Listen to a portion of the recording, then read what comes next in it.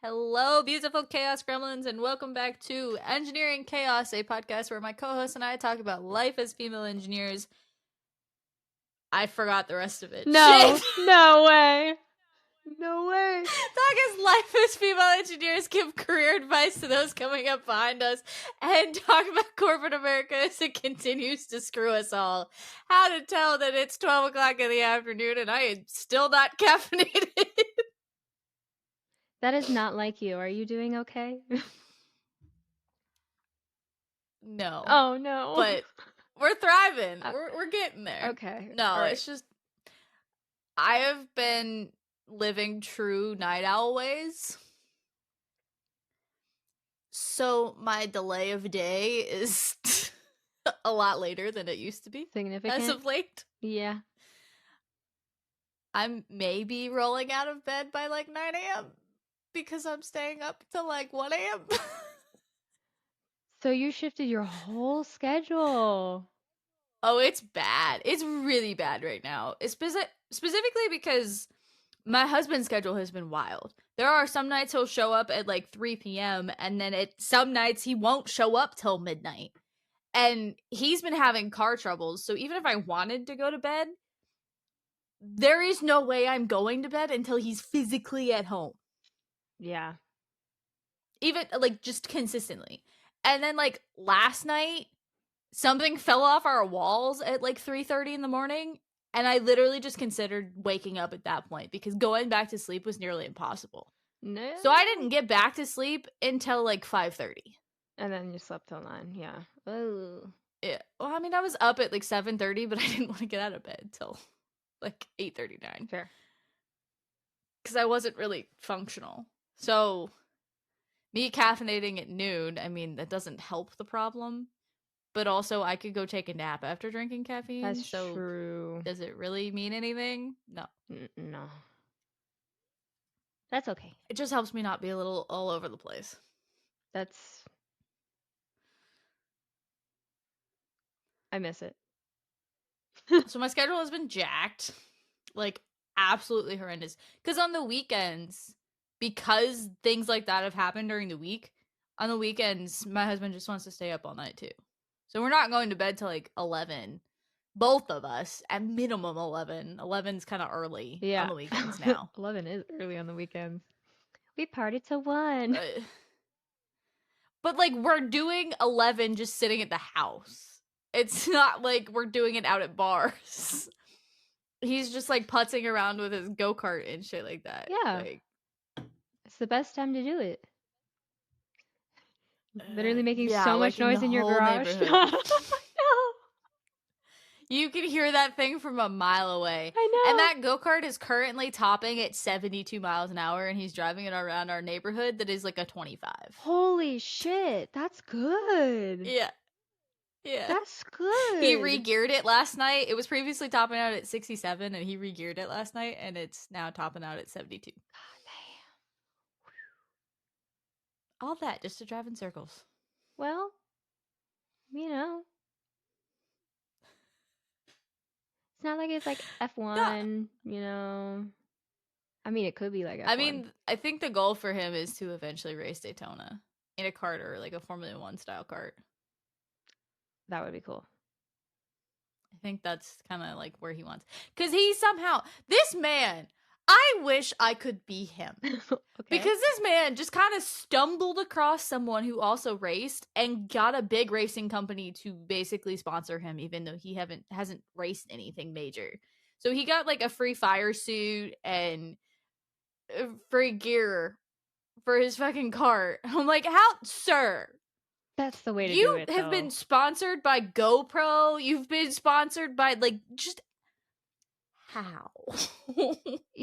How do you do this? Is he the social butterfly in the relationship? Is he? Oh, absolutely. Well, that's why. That's why, ma'am. He just knows people, and I'm just like, because he just talks to how random. do you know? You just start up a conversation with the people around you, and then you shoot the shit. It's difficult. I know it's hard. I don't do it either. It's really hard to do. I don't like talking to people. I really don't like small talk.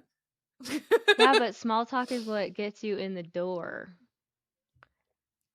I mean, I learned that at coaching. Like, that was the hard part about coaching con, though. All the small It's talk like you they had to make. constantly wanted you to make connections with other people.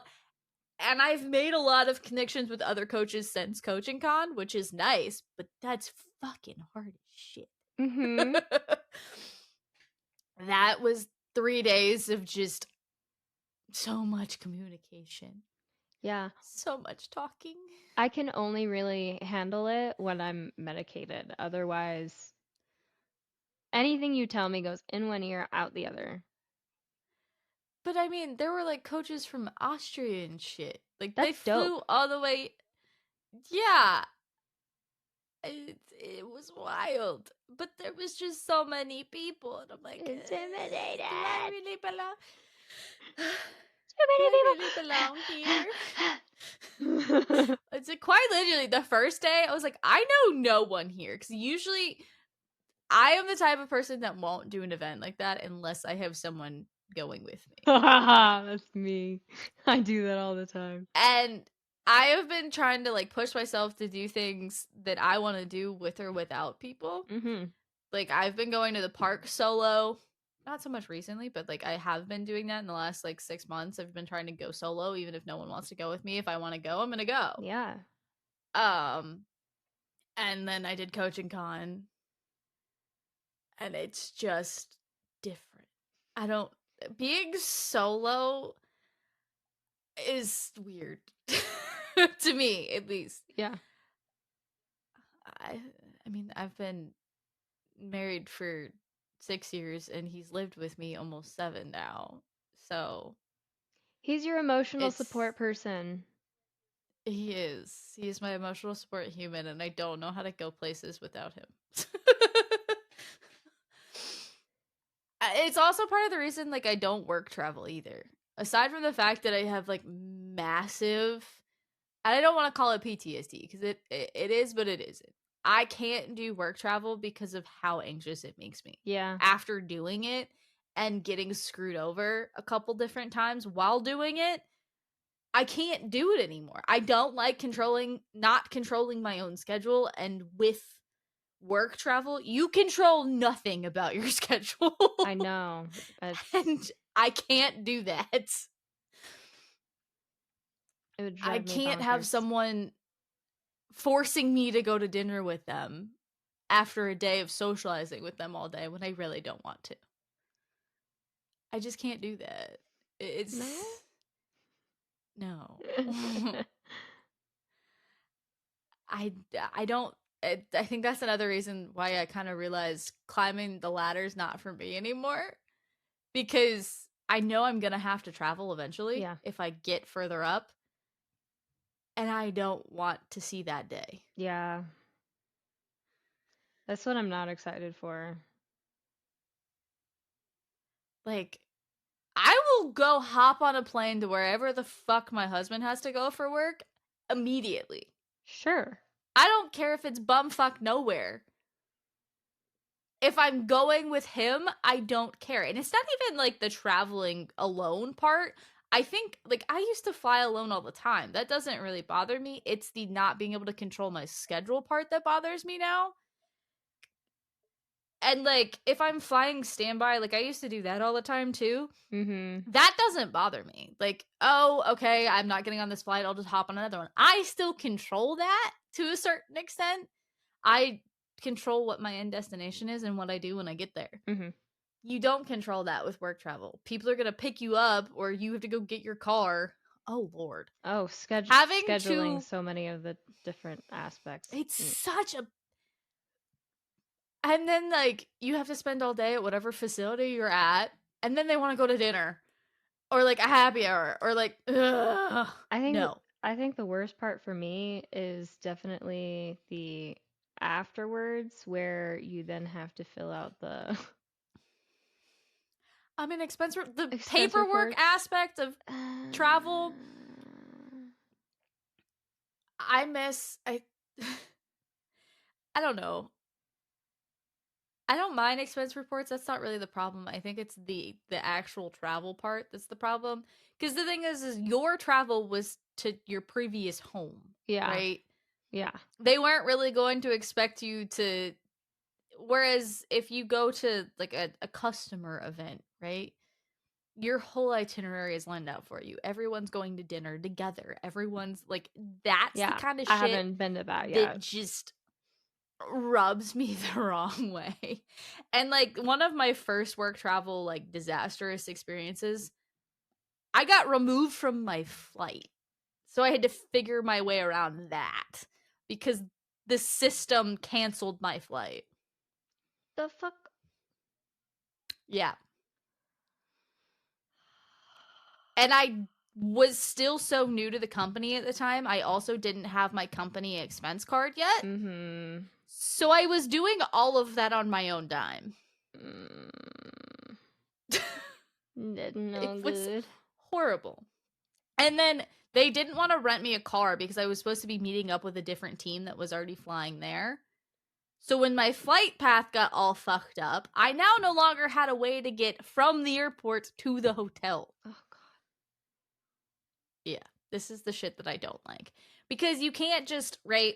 If I had spent the most expensive thing, right? I picked up a car while I was there or something. Mind you, I was also 20, so renting a car was not an option for me at this point in time. No. They had to pull some strings to allow me to rent a car when I was doing interviews in other states. Shit. No way. How did they pull strings? They just put it under someone else's Uh, name or something? I don't know what they did. I think they just convinced that like the company was the one paying for my car because it was interviews. Got it. So they were technically the one responsible if I did something stupid. Got it. It was all booked under them, and I kind of just picked it up and went. There wasn't really much of an option where I was interviewing at the time. I had to fly into one airport, and their actual locations were like 3+ hours away. Oh, damn. So it was a different state. Both times I had to interview up north. I had to fly into Rhode Island and then drive to the other states that I had to get to. Mm-hmm. It was not fun because I was also doing this in the middle of winter. Oh. Oh no. It was gross and not fun. But those experiences are all why I don't like work travel. Fair. Fair. It is not a thing. I like being able to. Am I renting a car? Yes. Okay, I did it ahead of time. It is my car. I have control of everywhere I go. No one's telling me I can't rent a car if I want to. Exactly. No one's telling me what hotel I have to stay at if I want to stay somewhere. That kind of shit that irked me to no end. Mm-hmm. Because, like, when my flight got canceled, I wasn't entirely sure that when I got there, my hotel wouldn't be canceled either.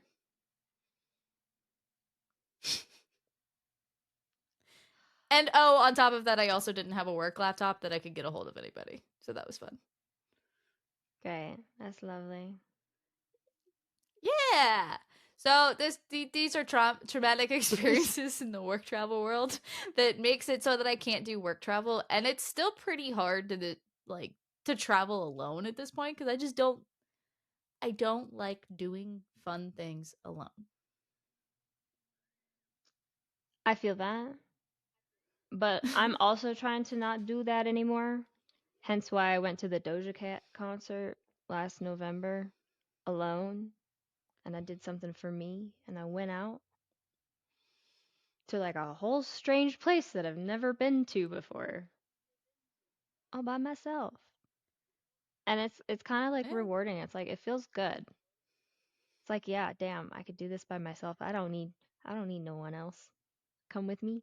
I don't.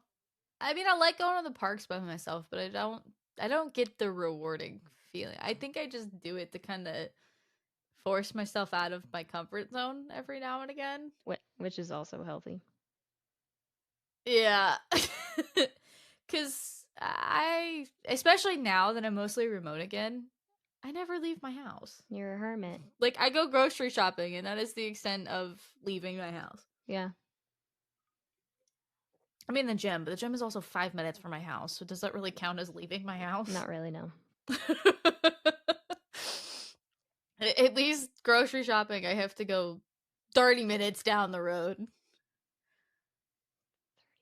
I left my house, kind of. And even then, I still go full, like, headphones and don't talk to me mode when I do go out in public. Alone, at least. Oh, Which, given the state of the world, probably isn't the safest thing, but I also get very overstimulated if I don't, and I don't feel like dealing with that either. So it's a lose-lose situation regardless. yeah. Oh well. It's fine. It's fine. It's Life is weird. I know we were talking before we got on. Like, my husband has now convinced me that we live in a state of the world where it is becoming more and more necessary to carry on a daily basis. That's a scary thought, but it's a very realistic thought at this point. yeah. As more and more protests and riots and everything else, and I mean, the economy continues to take a shit, and people are struggling more and more every day. It's becoming a realistic. You're gonna have to start Preparing. Yeah, sure, that's the word for I it. don't know. And it's not that, like, I'm anti those things. I just never grew up around them. So it's a different Same. experience, I guess. No. For as Same. conservative as my family was, the fact that I didn't grow up around them is odd. We're on the same page. Like, especially, like, conservative military family at that. Mm-hmm. How weird is that? Like, it makes no sense to me that I didn't grow up around. Like, that I know my parents didn't own any, and I don't think a lot of their siblings, other than for, like, hunting, because, like, my family that lives out in Utah goes hunting all the time. So those would be like rifles. Yeah. But even then, like, they're kind of just somewhere in there. Like, I knew they existed, but they weren't It anywhere wasn't that obvious. I could tell you where they were. Yes. So they did the responsible thing, and they kept it in a separate area, safe and hidden away from little babies. Oh, responsible is relative, because, like, to me, when my husband first started bringing them home, I was like, you need to get a safe. Like, I don't want more than one in this house. But to his point, home defense is impossible if it's in a safe. You can't get to it quick enough. That's fair, but you don't need to have all of them out. And now he's got the other ones that aren't for home defense cased. It's just not a safe. They're cased, though. Oh, okay. They're and most of them are not in the same. They're all in different locations That's fair. because they all have different purposes. So, to each their own. That's kind of conversations that are floating around in my head right now. Is we live in a world, like, I personally speaking don't want to go to work given how the state functions versus how the city my work facility is in functions. The state is very pro, and the city work is very anti. Yes. So the combination of the two creates a slightly nerve-wracking place to be Yeah. in my opinion. No. Yeah. Especially with open carry being a thing here now. Oh my god, I forgot about Or that. constitutional carry, I forgot about as that. my husband puts it. Great. Okay. So, yeah. I don't know. Can't beat them. it's a blessing and a curse. Yeah, that's kind of how I feel right now. There's no way you're beating them. No. So you might as Not well. with nothing. Yeah. It sucks to be in that place in the world right now, but it is what it is, and that's kind of where I'm at. Yeah. I just have to convince my husband to actually teach and not just be like, well, why don't you understand? And that's a different story entirely. Get someone else to teach you. That's kind of my thought process Just right now. Because, like, literally he'll go. just hand things to me and be like, well, you're doing it wrong. I'm like, well, shit, dude. I was like, also, my eyeballs aren't your eyeballs. Yeah. So what you see is probably not what I see. Just by the way. Yes. No, I mean, it took me a while to come around to it, but like he means well. Like he genuinely means well when he's talking about that shit. I wish it didn't. He's not wrong. Like I wish it wasn't that way, but he's not wrong. No, he's not. So life. It's I great. don't want to work for corporate America anymore. I know. I want to be a corporate dropout. I do That's too, what I but I want. don't know what else to do, so I'm still here. I mean, you can always go into consulting. You don't have to drop being an engineer. I You can always don't. just go into be consulting. Yeah, no, the inconsistency. Make more money that way. I know, but the inconsistency of like not knowing if I could I mean, actually get a anything that's cult not corporate America is inconsistent with the is work. I inconsistent. know, that's why I don't want to. I'll just stay in corporate America until I can find something else that makes me happy. That is a steady career. If you really want to twist it, corporate America is inconsistent too because they can lay you off for any given reason. Yay! And they don't have to have a reason. I know. They just can say, yeah, no. You don't have a job anymore. Okay, bye. And given the current state of funding situations, that's a very real possibility in a lot of places nowadays. Yeah. It's very nerve-wracking. It's weird to analyze when you're not thinking about it from a person inside of it. When you look at the trends and things like that, it's very curious.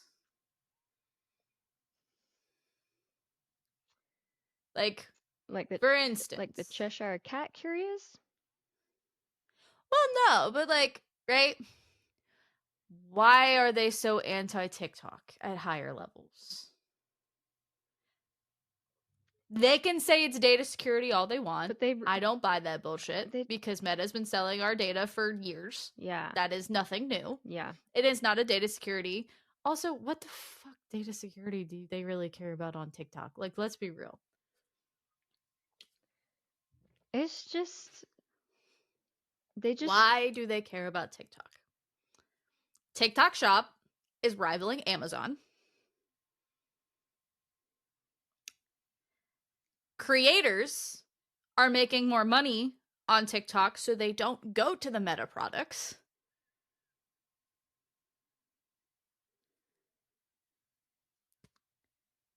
And they have no say over the algorithm because it's not a US owned company. They cannot control what is in fact censored and what is not. I'm okay with that. They are not. Oh no. They're funded by fucking Meta and Google and Amazon. Oh no. So TikTok is a threat to them because things like TikTok Shop are rivaling Amazon. People are buying more on TikTok Shop the more it's been trusted, right? Yeah. A lot of small businesses can fulfill easier through TikTok Shop than they can through something like Etsy. Right. There's not as many fees from what I've heard. I don't know. I don't participate, so I don't know. But from what I've heard, TikTok Shop is better for smaller businesses and fulfillment purposes. Or at least and then you've got, I think still is. Well, at some point there was a lot of TikTok shops that were just like shutting down and they were having like closeout sales. Well, that's not because they weren't working. That's because they were selling dupes and they were illegal. Oh.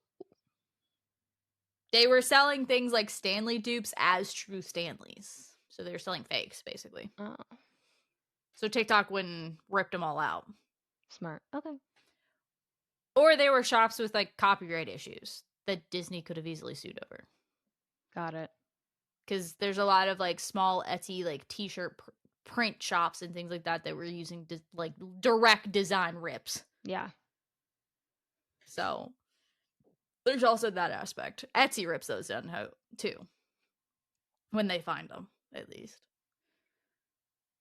So the TikTok shop problem wasn't the shop itself. It was the items they were selling. Because there was a lot of issues with fakes. Yeah. Being promoted and things like that. Because one of the things that creators can do with TikTok Shop is like pick products that they want to get like samples of and then promote from the different businesses. If they have a good It's a enough part of the following, creator right? program. Well, you have to be a part of the creator program, and the creator program has its own rules and stipulations to get into. So, Okay, which I fun. think, yeah, I think the following for creator program is like 10,000 followers or something like that. I don't. Doable if you. It takes one post on a lot of these platforms, realistically speaking. It takes one thing to go like mega viral, and that is possible on a platform like TikTok. That is not possible on a platform like Instagram Reels. No, that one's failing. Reels not only isn't monetized anymore, or at least if they're trying to bring it back, they haven't done it successfully. Mm. So that kills a lot of creators from the TikTok perspective. It's all about money. Yeah, it's always about money. They don't get any cut in TikTok because it's not owned by a US company. It's also like a distraction. That too. But they realistically just want the control back, and they don't have the control So they when you look mad. at TikTok because they don't control the algorithm. Yeah. And they're not just gonna give it away. They're not. They literally can't. From what I've seen, they literally can't sell the algorithm. So when people say it's a divestment, not a ban, no, it's a fucking ban. Because ByteDance can't sell. But on top of that, guess who also owns things like CapCut? No one's talking about these other apps ByteDance owns that people use. Right. CapCut, Lemonade, because they came up with their own version of Instagram a couple back when the first time this app tried to get banned. They came out with Lemonade. Yeah. No one's talking about those. Maybe they're not as popular? It proves the point that it's not about data security. Because CapCut and TikTok are tied together from a data perspective. Yeah, they are. Oh. Okay. Well, So bummer. the trends in like money and how businesses function, the more I get into the business world, the more I look at that kind of stuff. And the trends are interesting, right? How is the fitness industry adapting with things like Ozempic and Margiela hitting Yeah. the stage? Is it adapting at all? How has the business coaching space, or just the coaching space in general, adapted since 2020 with the big boom? How are MLMs adapting since the 2020 big boom? Because a lot of at-home products had a huge boom in shutdowns. Mm-hmm. Online fitness coaching, MLMs, unfortunately, had a huge boom. How are all of these business structures adapting to be able to stay alive as things start to shift? The reality is some aren't. MLM also has the anti-MLM movement all over the internet coming against them. More and more people are starting to realize what these companies are and report to the FTC. So the FTC is coming down. I've heard rumors that the FTC is even planning on coming down on the fitness industry. Oh, snap. And the business coaching industry. Because it's close to being MLM type? No, because of the way things are promoted, right? With business coaching, people are promising $10,000 in a month. So people will sign up with these business coaches and never actually see that. Oh, yeah. It's all about how it's promoted and marketed. It could be false marketing type stuff that the FTC is cracking down on. Yeah. But the same thing with like the weight loss space. If you're promising extreme results and you say exact numbers, right? The exact number thing. Yeah. 5 pounds down, 20 pounds in a month, those kind of things. You can't guarantee that for every person that signs into your program. So it can be considered false marketing, which is why I don't generally like doing things that way. Because it is so variable. It also depends on the user's participation. Yeah. And you can write contracts to write your way out of that kind of stuff when people sign up with you, but your marketing still says one thing. Yeah, I just don't know how So they would. I don't know how they would crack down on that. Oh well, I'll let them figure it I out. mean, they're already starting to. There was a fitness influencer in Texas. Her name's Brittany Dawn, and everyone and their mother has talked about this woman. I swear. But the state of Texas literally sued her. It wasn't the FTC. It was the state of Texas. Damn. Yeah, and she lost because she was promising and collecting money on like custom programs similar to how like things that I literally do as a coach. She was promising, but the reality of what they got on the other end was really extreme disordered eating levels of nutrition guidance and cookie cutter workout programming with like no check-ins. Like she didn't really ever, she kind of sent them their stuff and said, go forth and conquer, you got this.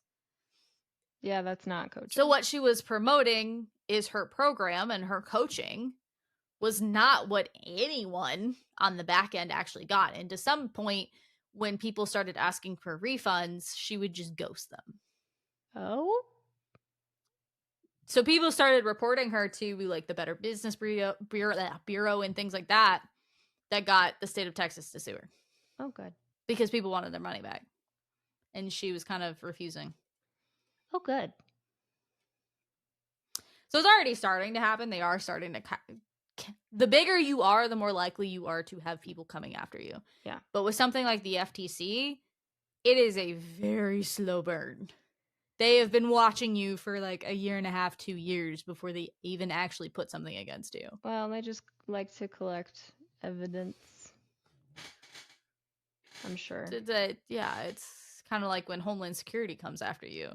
They've known. They already know you're fucking guilty by the time they put charges on you. Yeah. Well, they build the case before they make the charges, for sure. It's just. It's exactly how Law and Order does it. The other thing with the fitness coaching space is none of us have to prove credentials. What? There are people calling themselves fitness coaches that don't have any credentials at all. What the fuck? Oh, I know people who came out of an MLM and just decided to call themselves a fitness coach. That's not. Because they learned how to do stuff in the gym themselves. That's not. That's not responsible. That's not responsible. Yeah. Okay. Yay. Yeah. So there are people who have been training clients for years and just now are getting their like basic PT certs. What's a And I mean, allowed? almost every health and fitness MLM calls themselves coaches. So there's that. Oh, no, please. All right. We don't even have to go into the MLM thing. That pisses me. But that's what I'm saying. In the online space, the reason the FTC wants to start cracking down on that kind of stuff is because in the online space, people are just calling themselves whatever. Unless it's a protected title, like registered dietitian or MD or something like that. Personal trainers aren't, yes, we have CPTs, we have our certification courses and things like that. That's not a protected title. Nutrition coaching is a wild perspective in the fitness space because there are 5 million different certifications and none of them are standardized. Yeah. You could get one through NASM and then you could get one through the company that I did mine through, NCI, and they're two different things. NASM's an exam I can take in 30 minutes, whereas NCI, I have to have 3 months with 2 people before I can even submit for my exam. Oh. Yeah, so we just need it to be better regulated. And CPTs have to have 0 hands-on experience before they get qualified. Bruh. At least with NASM, which is one of the top rated CPT courses out there. You don't ever have to have hands-on. You just take the exam. They recommend having hands-on, but you don't have to take the exam. That blows my brains. That's wild. Most fitness certifications are not practical based, and that's why I went with NCI when I started doing all my nutrition and my extra certs, because their level 1 requires you to do hands-on, but so does their level 2. So if you go to the next level with their nutrition certs, you have to do guinea pigs all over again. Mm-hmm. You can't use stuff from like your previous cert. Right. You have to get 2 new people to come in and gather your data and submit for your exam. Oh. Oh, that's okay. So, And they also, but not anyone who wants to fast track their career is not going to take that route usually. The responsible route. I mean, They'll take it depends because more and more responsible parties are starting to partner with these people, right? So that podcast I listened to, Mind Pump, they're partnering with NASM. Mm-hmm. Mind Pump is already partnered with NCI. So those two things that could like come all together and create one super coaching course. Mm-hmm. You could put the 3 of those together and create one super coaching course. But it's still not regulated. It's not regulated by any one body, no, because even from the CPT perspective, you've got NASM, you've got ACE, you've got IS, there's a couple other entities that do CPT certifications. Plus, on top of that, you've got like CrossFit trainers, yoga trainers. The whole fitness space is different levels. I was talking to someone recently who is a qualified like yoga instructor. The yoga course is several hundred hours more than the CPT stuff. Like yoga instructors have to go through an anatomy course plus hands-on. Well, I feel like that makes sense. It would make sense for personal trainers too. Yes. Yes. That's the you're point. not Is it's wrong. not regulated at all and there's different levels. But she was even saying that you don't have to be certified to teach yoga. Some studios want the qualified instructor and others don't care. Same with trainers. If you're online, gyms usually require you get your CPT, but if you're online, no one's going to question it, usually. And then you've got like holistic health coaches. They have no certifying body. No. Life coaches. They have no certifying body. You've got people out here just doing whatever the fuck they want. And I know. ADHD coaches. Those are a thing. Oh, yeah. Yeah, no, I wouldn't want to be in that kind of space. That's not what I'm looking for. I like the space. I wish we are slowly starting to get more regulated. And the one space I don't like, even though I am currently an active participant in it, but I chose very strategically who I chose to go with after getting screwed once, the business coaching space. Gotcha. That is a disgusting scam. That's fair. Yeah, it is. I see a lot of it. Especially in the fitness space. It's trainers that couldn't cut it as trainers that decided to teach trainers how to build their businesses. But that doesn't make sense if they didn't cut it if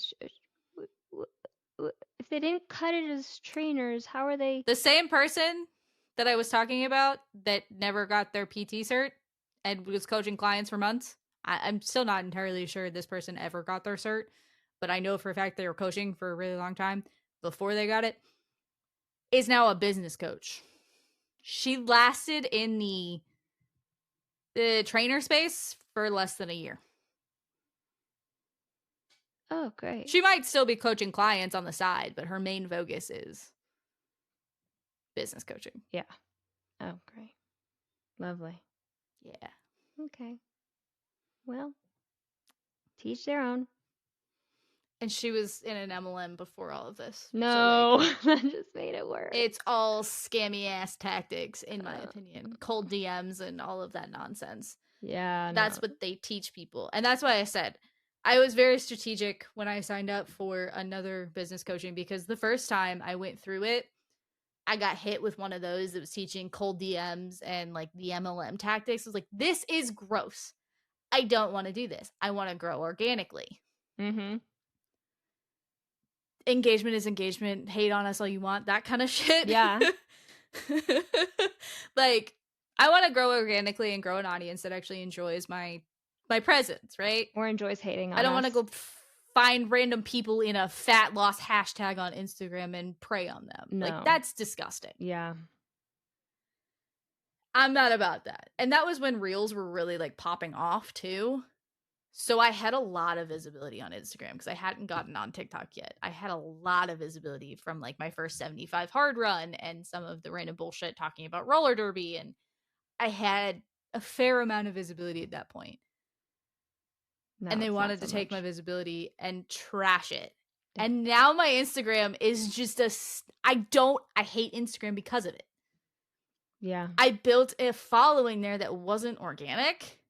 So my engagement is trash in comparison to my other platforms. And it's disgusting.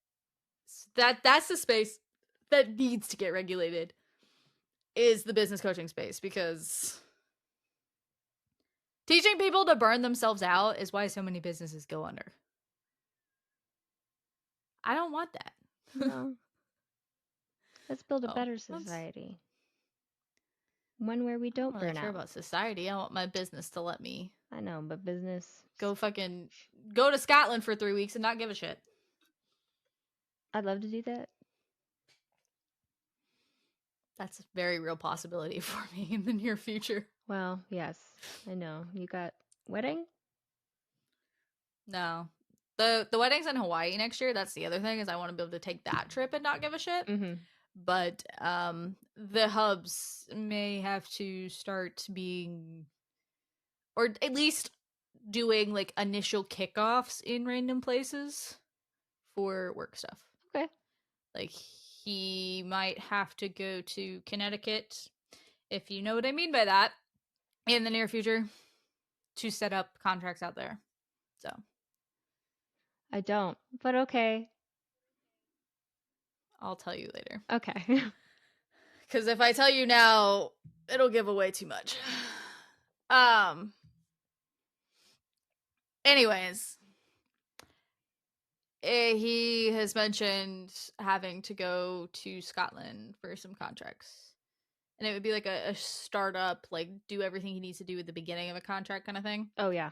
So it'd be like 3 weeks. It's a vacation kind of timeline for me, not a not for him, but for you. move across the world. Mm-hmm. I mean, he'd still get like weekends and stuff, I'd assume, but it's not a move-worthy timeline, I guess was my point. No. It's a short trip, short-ish. It's not a whole month, maybe. But yeah. That's the kind of shit that I want to be able to do. Like, if we had to go somewhere in a different state, ideally, I would be able to get like a camper, pack everybody up, and just drive out there and stay wherever we need to stay for a bit. Ideally. Live RV life whenever we needed to. Yeah. Are you gonna have to like do Rover or something for your cats and your bunnies? If I did like a 3-week trip, yeah. I mean, I've done it before.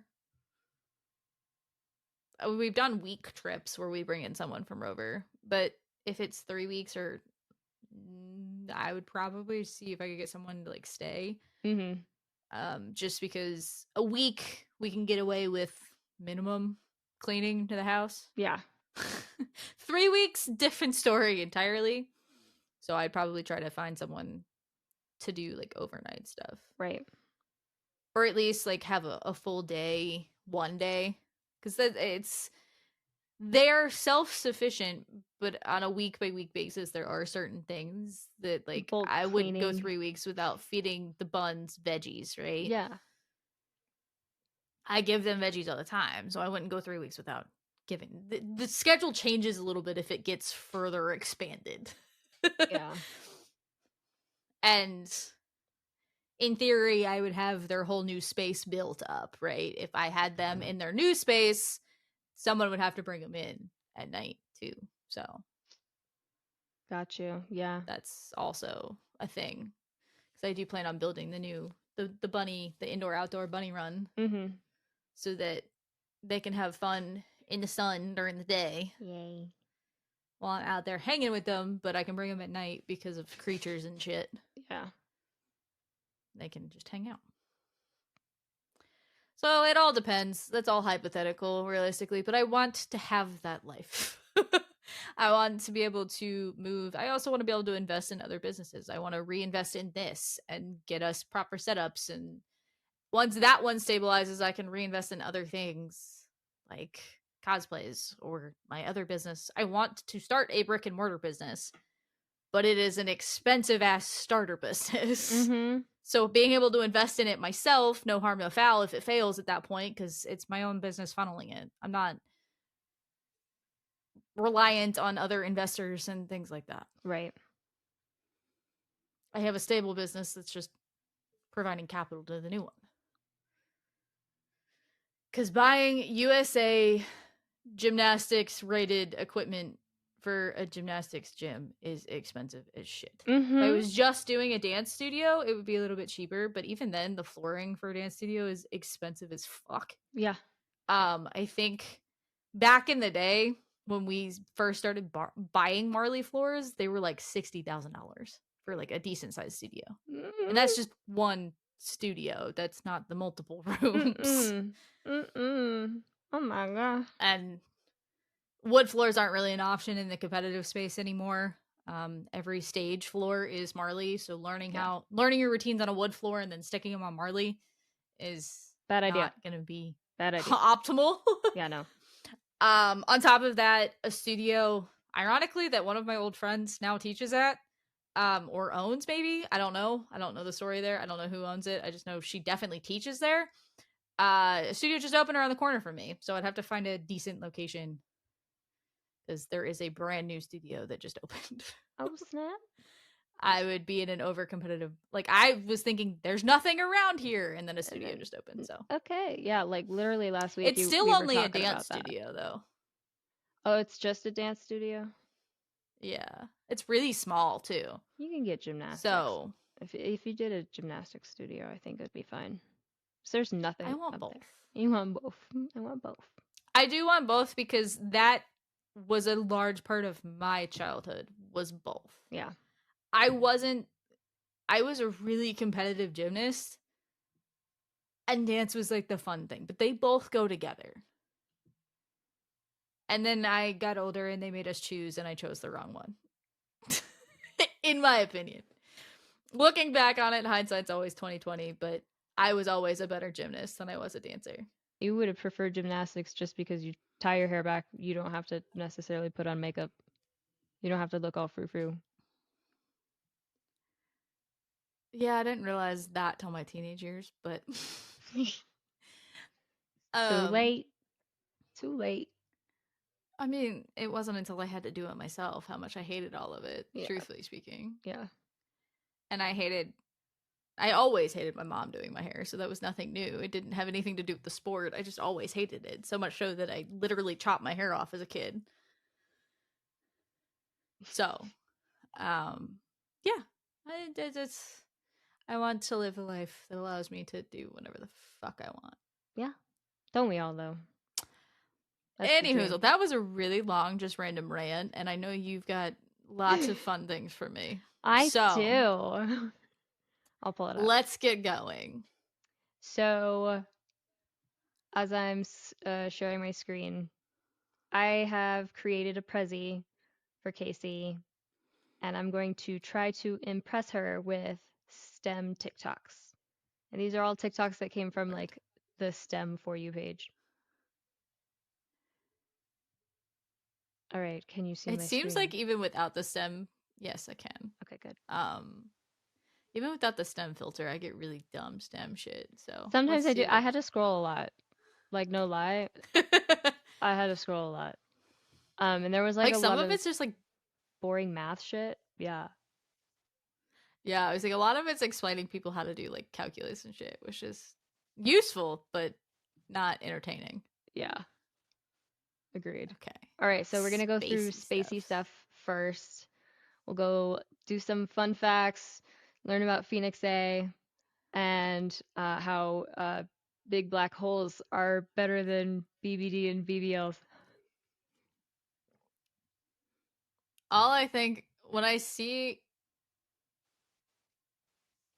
all I heard in that sentence was BDE. BBD. That's what goes around. I know, but I heard BDE. Oh, well. Big dick energy. Oh, BDE too. All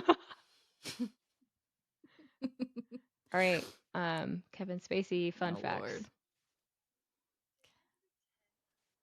Day 310 of a year of space facts. So large distances in astronomy are often reported in light years because they have a relatively straightforward definition. It's just the distance that light travels in a year, or almost 6 trillion miles. Astronomers, however, tend to use a different distance unit for long distances called a parsec, which comes from the term parallax second. So an object that is 1 parsec away from us has a parallax of 1 arc second. A parsec is just over 3¼ light years, or a little over 19 trillion That's a miles. lot of miles. I Mhm. wonder how many marathons that is. I don't know. That's a lot of math that I don't want to do. That is a lot of math. It's like unit conversion at its finest. Yeah, no. But I love how it's like almost close to pi, the number of pi. 1 parsec is like 3.14. Like almost 3.14 light years, but it's 3.2. Now you said pi, and now I've got this stupid. There's a song that for some reason every time I listen to my Has Been Hotel soundtrack playlist, always comes up after if I go all the way through the playlist. And it's literally just a song all about memorizing the numbers of pi. So now that's stuck in my head. Thanks. You're welcome. I know. But it's also to the same tune of that. Oh look, I've now I face the consequences of my action. It's that same kind of like tune. 159. Oh, okay. I can't do it to Yeah. the tune. I can do 3.14159265 35. I don't. It has other interluding things to complete the whole number. It's a thing, but it's stuck in my head now. But it's just like the tune, like it's the first piece of it and then the tune. I don't know the rest of it because I kind of tune it out every time it comes on. I just know it's a song about pie. That's just so funny. It's on your playlist though. It's not. It's just what comes up after the playlist for Has Been Hotel. So you know how Spotify, like if you play through the whole playlist, it'll start giving like recommended or similar But why songs. is that one always the same recommendation? I don't know why this particular playlist will play like the same 4 recommended songs every time it ends. Like it's Gossip by Mainskin, which is really just coming from one of my other playlists. I don't know why that one ends up on that particular playlist, but it does.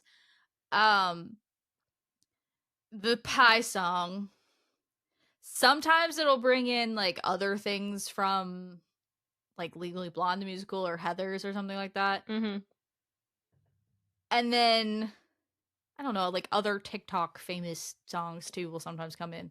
But usually it's like the same 3 songs as the first song after the end of the playlist. It's really annoying. Nice. Anyways, let's continue. In the heart of a galaxy 8.5 billion light years away lies the largest black hole ever discovered. And this thing is terrifying. Phoenix A-star is the black hole, and it's 100 billion times larger than our sun. In fact, this black hole is so big that it's actually bigger than some entire galaxies. The diameter of the event horizon for this black hole is 100 times the distance between the sun and Pluto. That means that if you were traveling in a spaceship at the speed of light, it would still take you 71 days to complete one full loop of the black hole. And the really scary thing, why would you loop it when you can still go through it? Why go around when you just see what's on the other side? All I thought about was Guardians of the Galaxy. I know. All right, BBH is way better than BBD. All right. And this just is like helps you get a perspective of how fucking large Phoenix A is.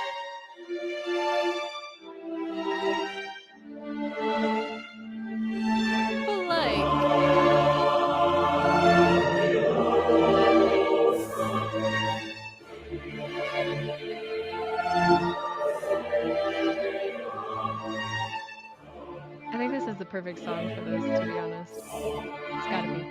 Oh, I was thinking of a very different song. That would have been better for this? Yes. What?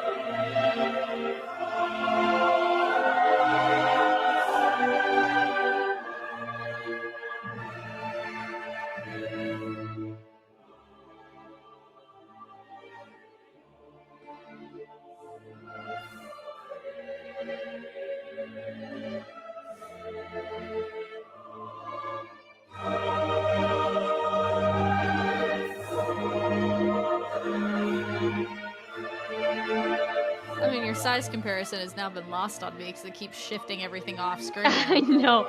Eventually, you get Now to it see just the looks like tiny. everything's the same size. Eventually, you'll see the tiny dots when they like back up more. There you go.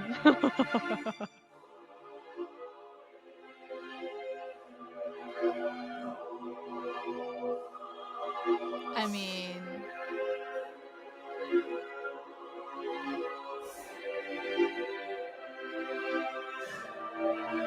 why do some have cool names and others are just I don't know. NPC 3? I don't know. APM 08279 plus 5255. The fuck?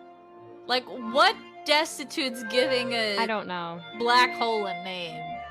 I don't. Maybe it's like the people who discover it, they can name it whatever they want, or like maybe there's an automated. It can't be Name automated. This is too random I know. for it to be I know. automated. I don't know. Ton 618, and that's Phoenix A. But I mean, you never got to see it all together, so No, you the can't. It's comparison is impossible. lost on me. It's impossible to see it all together because it's so fucking It's not huge. impossible. The pixels. We don't Go have enough. vertical. We don't have enough pixels. Go vertical. Well, vertical. Go vertical. All right, we've got the RAR XD. Our special interests for a lot of us. Are we talking Dinosaurs. like? No, no, ma'am. That is not RAR XD. No. Please tell me you know what that actually is. Yes, I'm using it incorrectly. I know. You do not get to take that from the emo kids. No. The MySpace era kids, that is ours. You don't get to take that from us. Why are you so offended? Because the MySpace era kids didn't get a lot, but we did get that. Okay. That is ours. Okay. Y'all keep stealing shit and calling it your own. Oh no. What will we ever do? All right, we'll go through the crocodile mime, and then I want to know what happened to his face, and platypus of the Mesozoic. Okay, I read that initially as mosaic. I'm like, are we mosaicing platypi? Like, what? No. Not at all. This is the crocodile mimic, otherwise known as Suchomimus. Suchomimus was a decently large Spinosaurid that lived in the early Cretaceous in what is now West Africa. Of course, it was named crocodile mimic in large part due to that snout, which is very crocodile-like in appearance, with it being elongated and with teeth that are relatively straight and conical. Much like other Spinosaurids, these guys were of course adapted for a piscivorous diet, which means that they spent most of their time hunting and eating fish. But of course, they likely would indulge in some terrestrial prey from time to time, especially if it was readily available. They're definitely not as famous as their later cousins, the Spinosaurus, and lack such traits such as a massive sail. Though they did have some relatively tall neurospines that weren't nearly as noticeable as Spinosaurus' sail, but are still really cool to see. Now, one question that I did get a lot on my Baryonyx video is if Baryonyx and Suchomimus are just the same genus, as in different species of the same genus. And I completely understand where that line of thinking does come from, because at first glance, these guys do look incredibly similar, especially with that snout, particularly at the end of it. However, it seems that the general consensus right now is that they are completely separate genera from one another. Things like them living in different locations, as well as just some subtle skeletal differences, like the fact that Baryonyx has a more sunken-in snout. But of course, I do see a lot of these similarities as well. Honestly, I got lost in his background. Everything he was saying kind of tuned out. I was looking at all the little dinos in the background. You know what I was paying attention to? Like literally his cowboy hat is what I was staring at, and then just the music. It was intense. I was like, like didn't know what he Like said. words were obviously happening, and I was too distracted by the dinos in the background. Facts. All right, so ADHD in real time because you can see me just like drift yeah. to analyze all of the dinos. I mean, same. All right. All right, this is the same guy. What happened to his face? Wrong answers only. So I'm going to pause the video at a certain Wait, place this is before. a different handle. Is it? You said it's the same guy? I It's thought a it was different the handle. same guy. Oh my god, it is. Oh, you know what? Maybe this is a repost from some other page. Cause I swear to God, it's the same guy. Yeah, we should probably credit the original creator, whoever it is. It's that guy. Anyways. Yeah. Okay.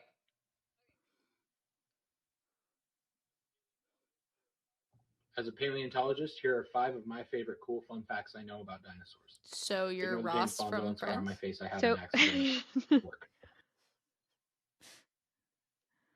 wrong answers only. I need that Ross from Friends. Okay, so paleontologist, but like, did Ross ever get hurt? He never got a scar on his face. I just heard paleontologist. I wasn't paying attention to the rest of it, to be honest. Okay, well, I want.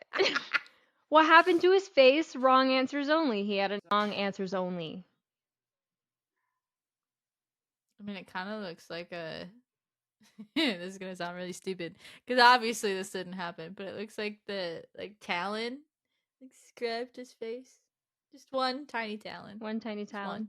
Maybe they were playing T-Rex. Maybe they were playing Jurassic Park with the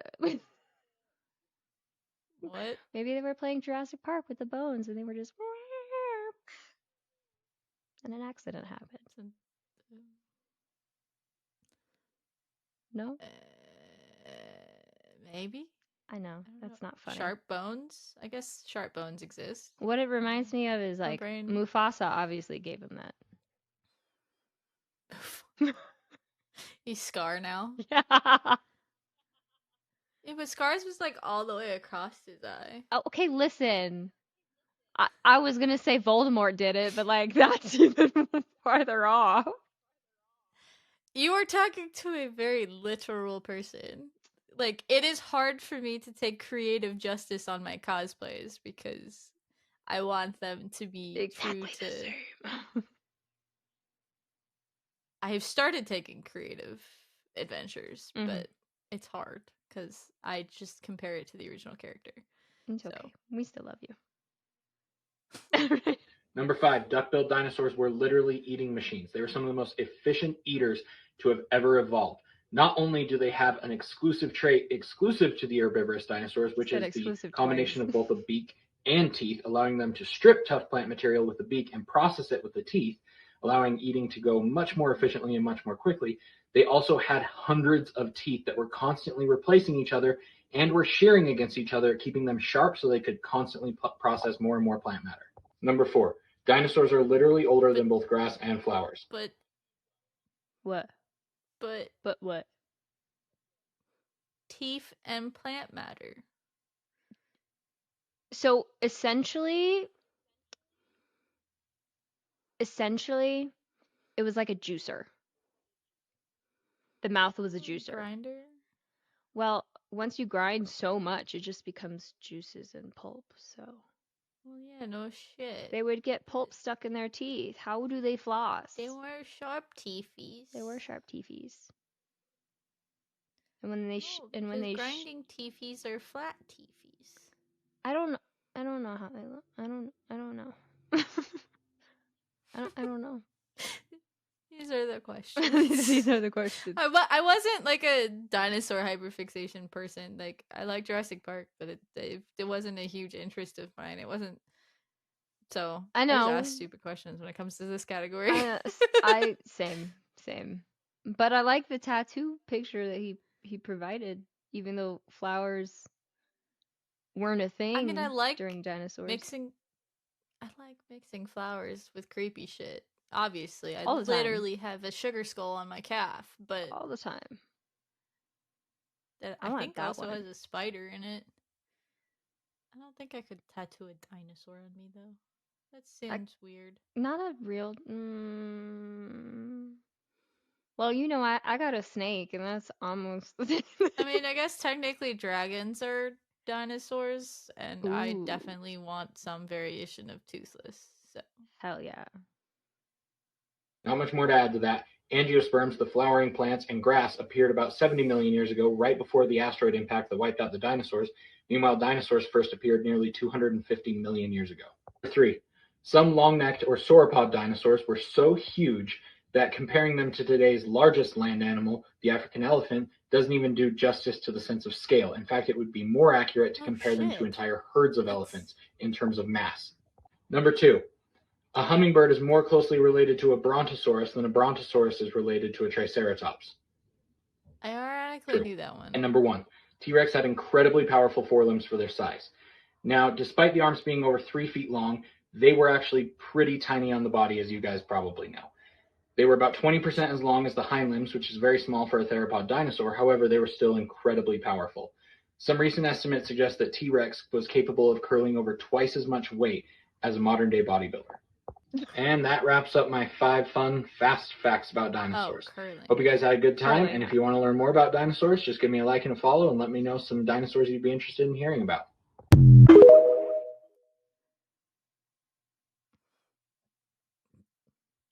I had to decipher context on the word curling there for a second.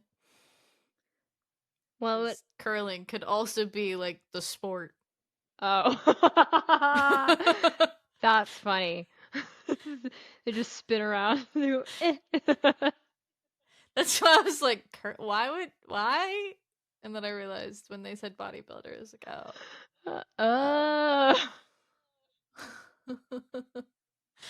My brain doesn't go to the obvious sometimes.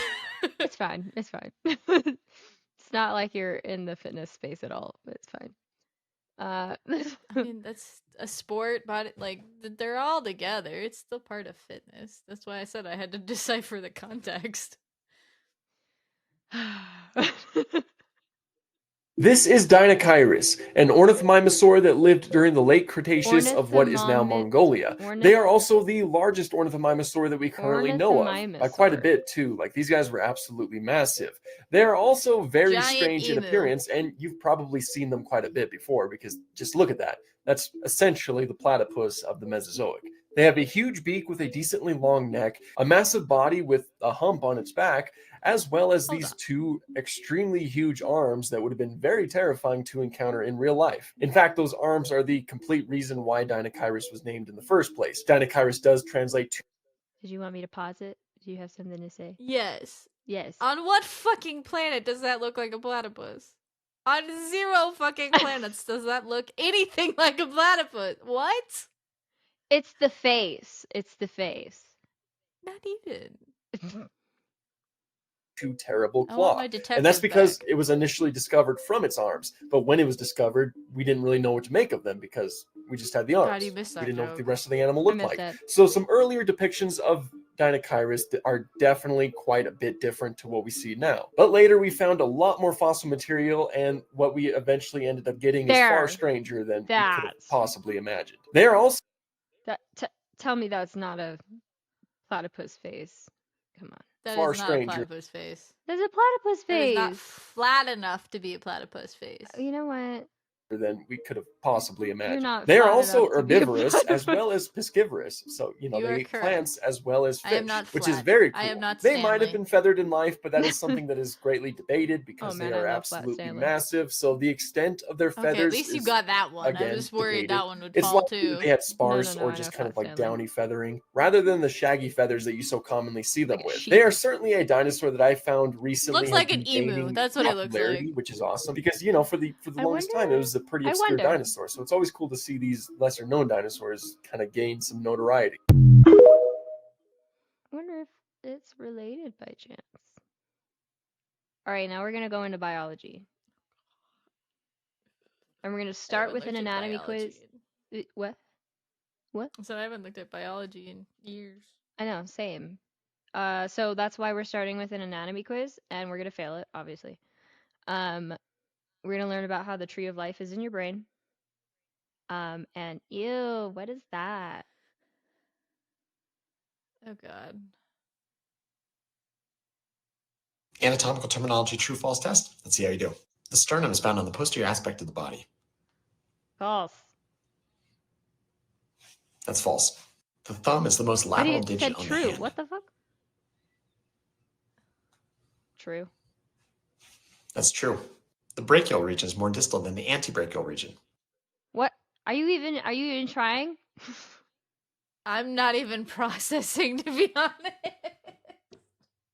Words are just being sent to my brain, and none of them. I read a text message, and that's where my brain decided to disappear into. Ma'am, I'm trying to interest you in some STEM TikToks. I can't get you to pay attention. Remember the whole I have hyper focus things, and none of them are STEM? Yes. Yeah. This is proof that all of it only is, deadlines hyper focus to do my work. If it was STEAM though, dude, I could go on for days about arts topics. Like, could literally like. Same. It is a problem. I mean, how do we get here? How do we get to like? We were so like growing up. We were so in the performing arts and visual arts even, and then now we're here. I've answered that question. All right, what's your answer? I like money. Oh, same. Yeah, you're right. Shit. You're so right. All right, so the brachial region is more distal, whatever the fuck that means, than the antebrachial region. Now, it's also unfair for me to answer this because, CPT. Okay, then just that I don't care. Just keep playing. Just say the answer. I will answer in my brain. Poop head. That's false. The crural region would be superior to the cervical region. I don't know. That's false. The proximal end of the femur would articulate with the acetabulum. What the fuck is the acetabulum? That's true. Really in-depth the ulna would be stuff. more medial in relation to the radius.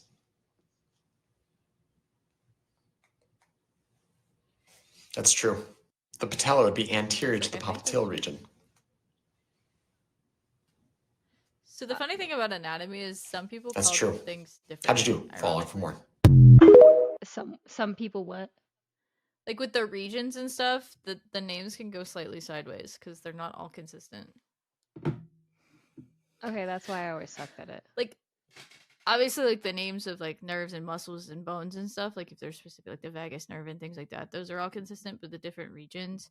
And like some of the wording is just tricky to be tricky, like all the distal and proximal and things like that. That's just it's just a lot of it's just like up, down, sideways. Navigation, like it's right. just tricky. Yeah. It's not as complicated as people think it is. You just have to learn what the terminology is, and outside of having to take an anatomy class, you're never actually going to hear that terminology, right? Or doing something like a CPT exam. Well, I know posterior is like forward and anterior is backwards. So if we use context clues, at least with, unless we're talking about posterior chain, don't. Never mind. It changes. The white matter of the cerebellum is called the arbor vitae. Arbor vitae translates to tree of life. So you can remember the white matter of the cerebellum looks like a tree. Think about Arbor Day when people are encouraged to plant trees. Arbor Day means tree day. I haven't thought about brain anatomy since I did psychology, and I don't wish to ever think about that because I don't have to think about it as a PT. The rest of the body, brain, not so much. Okay, ma'am. All right. Ew, what is that? Silkworm chrysalis under the microscope. What? I said the brain is my husband's area of expertise. Is it because he's got a lot going on in there? No, because he legitimately was like a few hours away from being a licensed psychologist. Oh yeah, I forgot about that. And then he said, "Fuck this, I'm out." Yep. Yeah, fair enough. All right, the fact that it's moving, it makes me. Bugs don't bother me. It's a silkworm, chrysalis, so like, it just, I don't know. Heebie-jeebies. Now microscopes bother me.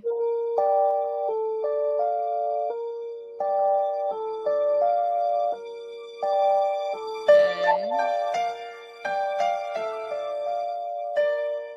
Damn, that shit got so loud so fast.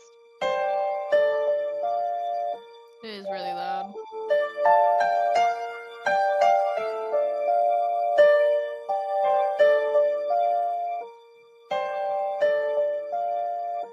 It looks like a hair. It does look like a hair. Okay, that's what is that? What is that? What is that? Are you asking legitimately, or do you actually have the answer? No. I don't have the answer. I mean, if it was 400x, you're seeing through the outer shell of the chrysalis, so it could be fluids inside, or it could just be fluids inside the actual entity inside the system. It can't be that bright. It had to have been at some more. I mean, it was fluid, regardless, because it was. It was fluid, but because like the first, because it was like two different pictures, one of the shell and then one of definitely a more. I mean, there's probably multiple layers you're seeing through, so it's either literally free fluid inside, which we all know there is free fluid because they come out all sticky. Yeah. Silkworm. I mean, anything coming out of a chrysalis comes out all sticky. Yeah, that's why butterflies have to dry off. Exactly. So it's probably just fluid inside the chrysalis itself. I mean, unless you can really magnify down to the level that you can see the internals of the insect itself. Which You'd have to have a bright ass light for that, man. I mean, you can candelier eggs and see, and those shells are pretty thick. That's just with regular light. So I didn't work. I didn't work in this. How to know I'm on farm TikTok? I didn't. That's my TikTok. Yeah, I'm not familiar with this side of. I'm learning new things. All right, so this is my side, physics, and I can hear you booing. So shut the fuck up. Fuck physics. That's shut the fuck up. All right. Just fuck physics. So we're gonna calculate the volume of bread. And this one's more mathematics than physics, but it's the poster is a physicist, so I'll This reminds me of my Calculus 2 project where we had to create random things and then calculate the volume using integrals. Well, he doesn't use integrals, so it's not. He doesn't use calculus. He just uses basic algebra. Because like a bread is basically a square, so it's not that hard. A rectangle. Yeah, you know what I mean. Imagine just having a square loaf of bread. Am not visual thinker. Shapes are not things in brain. Okay. No, I'm being legit serious. Fucking geometry sucked ass for me because I'm not a visual thinker and I can't see that shit. This is why you're an ocean engineer. This is why I should have never been an engineer to begin with. Oh shit! All right, so we're gonna go over. Somehow I made it here. I don't know how you made it here, but you did, which is fine. I went to a school that let you pass with 2.0s. Oh jeez. Oh my god. That's how. How that school's accredited, I don't know. All right, so we're gonna go over that's ice all that skating matters. physics and then the mini Stirling engine.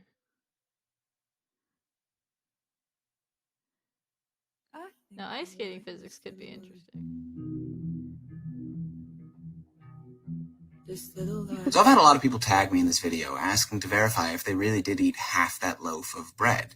Issue is, I don't know how to calculate the volume of a loaf of bread. This is how a physicist would have done the calculations. The first thing to do is to take this really complex looking shape of a loaf of bread and just simplify it into a physicist's version. Next up, we need to talk about the dimensions of the loaf of bread. following it. I split the loaf of bread into this rectangle plus this triangle. For the rectangle, we can label this side to be the length and this side to be the width, W. Now we need to know how high this triangle is relative to the rectangle. If we measure the pixels of the loaf of bread used by Yuval, we can see that from the bottom of the rectangle to the top, let's call that 1 unit. Then from the top of the rectangle to the top of the triangle, that's about 58%. To simplify, I'm just going to take it as 50%, so I'm just going to label it as the width over 2. As for the depth, it doesn't really matter much, so I'm just going to label it as D. Now we need to talk about the volume of the sliced bread. Here I draw that with a blue rectangle and I label the no side one would X and Y. actually go through Depending this. on how much in the X direction you go and how much in the Y direction you go, you can change the weight of the sliced bread or the Food volume. scales exist So for a we can reason. write the volumes of the total amount of bread, which is 5/4 times You're the missing length the times point. the width times the depth. And then for the sliced stupid. bread, we can write You're it as stupid. X times Y times the depth. So I we am need to too figure out what sober X and for Y are. this. Going back to Yuval's loaf, we can see that if the whole length is 1 unit, then the amount of sliced length is about 80%. Keep watching. Doing the same with the width, we see that the sliced width is about 50%. Going back to the calculations, This we can completely take X to be forgets the fact that 80% of the density length and Y to be exists, 50% but of the okay. width. Now we take the ratio of the volume of the sliced bread to the Because you're total, plug it all in. Did I'm you not gonna- really eat half of it? Has things to do with density. How heavy was it before you took out the middle chunk? There is more to this question. It's not just a volume problem. I mean, you could put it into the nutrition concept and make it serving sizes. Did I eat half of it from a serving sizes perspective? I don't fucking know. You would have Volume's to know. not going to tell me that. No, but how the fuck would a Joe Schmo be able to find the density Food of scale. bread? Density of bread without the volume. Food scale. Okay, yeah, but you'd have to know the volume too. No. You'd have to know the volume, you use the food scale to get the weight, and then you can find the density. That has nothing to do with the total question that is, did I eat half of it? Volume has nothing to do with half of this thing because you would still be able to you still it's fine, whatever. I'm just gonna you're mathing nutrition and that's not okay. We're how gonna move that on. After not even gonna finish that one. Also, Alright. that literally reminded me of my calculus project, and we had to break all of our we had to create we had to create slices of different things, so we had to calculate all the different volumes and piece them all together to create whatever our project was. Yeah,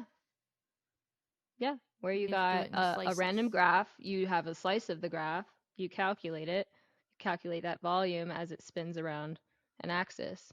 Yeah. I mean, some people made fucking Kirby, so Hell yeah. we like recreated out of like foam and shit. That's just dope. calculus PTSD. So what we can expect is that if we give it some angular momentum I like this one. in the expanded Forgot about those toys. high moment of inertia configuration. Those were so fun, then but we they also contract pinch it, the shit out of you. its angular speed Yeah. should increase. They go so fast. Oh no, it's Sure like enough, it's one of the they have most, a training tool. It's better explained with actual figure skaters. Yes, he does it in the next part. Do So they have a that training when tool that start does with my that, and arms it just out, spins them. and then see how close I can bring the weight into my chest. Okay. But also, Look, this is true in dance. He gets an assistant. We discovered this. Yes. So ballerinas too. You can see my tie flying up. It's why a lot of ballerinas turn So, like this. Because they're tighter. Ice skaters use this principle. Also, so they don't smack their partner in the face, but that's a different story entirely. May have done that once or twice. Oops. All right, so we got a coffee-powered engine. This is a Stirling engine. It is designed to show you how engines can use really hot stuff to power themselves. See, if I spin the Stirling engine on its own, then it'll run for a bit, but eventually frictional forces will catch up to it, making it come to a rest. But what would happen if I gave it a heat source, such as this mug? I have boiling hot water in this Harry Potter mug, and let's see what would happen now if I give the Stirling engine a quick run. Now, you can see at first it doesn't want to run, but once it gets hotter, I think and then so, we give it a little 'cause twist, we've got hot water in there now. suddenly it'll go forever. Watch that. Yeah, but it would slowly start disappearing as it cools What's off. happening is that the boiling water in the mug If it is was. feeding heat into this foamy part of the Stirling engine. And that is going to So I'm oscillate up and assuming the down, background is what. and that's going to fades run away. your engine. So this is kind of No, like a it steam goes engine black. I have running it. a train. Oh. And this will go on basically until all the energy of Or I the have a mug version of it. equilibrates get with thermal the temperature equilibrium. of the Stirling engine. Once the temperatures of these two become roughly the You same, are way too then interested no in energy can be thermal extracted related from the mug anymore, and this Stirling engine would Do you know come what to a my rest background is due to in? frictional forces. Do you know what I'm This getting is my so much background fun to in? play around with. This was Yes, a that's great why gift I to my said it. sister-in-law. It Shout makes out to sense. her. And I have some more toys lying in the background here that I will include in future videos. But look at that. Look I at how mean, to be fast fair, it's my going now. obsession with This things is that go extracting boom has so long much energy existed, from so- just a mug with some boiling water. Wow. All right, we're getting out of physics. Good, because physics is boring. This one's gonna be. I tried to look up ocean Physics is what engineering. made me a software engineer.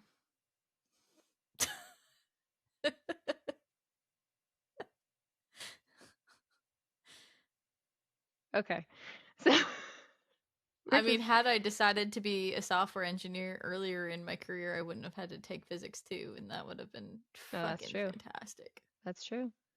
I would never have been able to be a successful software engineer. It's just not a thing.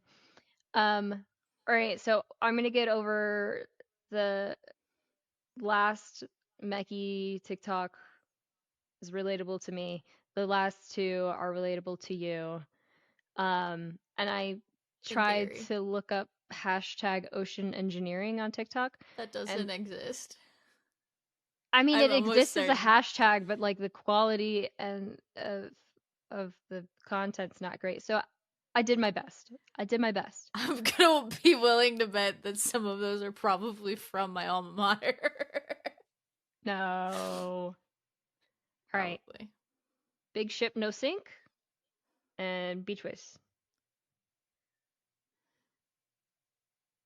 Freshman Showing year, me a you've chosen mechie- mechanical hold engineering on, because you pause. grew up building with Legos. I told and you we're gonna disassembling- go over the get the Meki TikTok over Look with. at the tag name. Future You're Ken showing E? me a. I You're know. showing me a Meki TikTok from someone who's not even Meki. I know, Okay, but it's anyways. accurate. It's still accurate. I had to point that out. I'm gonna start over. Freshman year, you've chosen mechanical engineering because you grew up building with Legos and disassembling old electronics, and you feel more at peace with a drill driver than you do with most people. You spend freshman year studying math, physics, and more physics, as well as explaining to other engineering students what exactly a Dremel does. Sophomore year, it's more physics, with engineering statics along with manufacturing technology, the dreaded thermodynamics, material science, kinematics, and dynamics. Between meetings of the ASME Human-Powered Vehicle Competition Team, you browse the course catalog and look forward to taking technical electives like combustion and mechatronics. Junior year, there's, you guessed it, even more physics, as every semester It never brings you ends. closer to being able to build your very own Iron Man suit. You steadily plod through Thermo 2, fluid mechanics, mechanical design, material mechanics, heat transfer, instrumentation, and system controls. love. Senior year brings a new oneness with the universe, as your brain is officially rewired to view all objects as cubes and spheres. You And wrap up waves. your spring semester with senior design, ready for a career in anything from military to construction to robotics and beyond. Yay! Guess what you can't do without software engineers and electronics engineers? Fucking robotics. Mechis have very little to do with robotics. But okay. Correct. I know. Unless it was like literally. Yeah, no. Just a dumb frame with minimal Yes. power. Yes. Because, like, mechatronics, like, yes, there is a piece of mechatronics that was, like, all vibe-based, but the part that I actually liked about mechatronics was the fucking electronics side. I like dumb things. What can I say? Explains You do like dumb things.